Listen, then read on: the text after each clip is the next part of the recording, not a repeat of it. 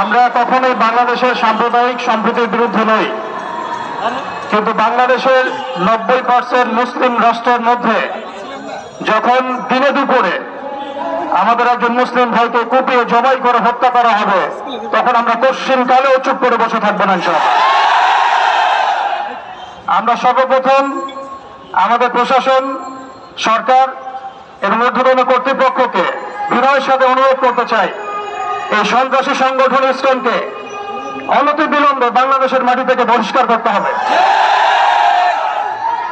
এই জঙ্গি জুজুর ভয়ের খেলা অনেক হয়েছে, বাংলাদেশের মুসলিম শান্তিকামী মুসলিম, কিন্তু এমন কোন পদক্ষেপ আপনারা নিতে যাবেন না বা ভুল করবেন না যাতে বাংলার তাওহীদি জনগণ আবারও জেগে ওঠে।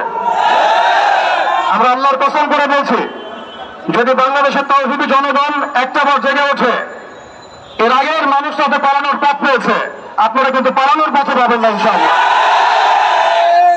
আমরা উগ্রতার পথ বেছে নেব না, আমরা শান্তির পথ বেছে নেব ঠিকই, আমরা ধৈর্য দেব ঠিকই, কিন্তু আর কতজন ভাই মারা গেলে আমাদের হুঁশ ফিরবে।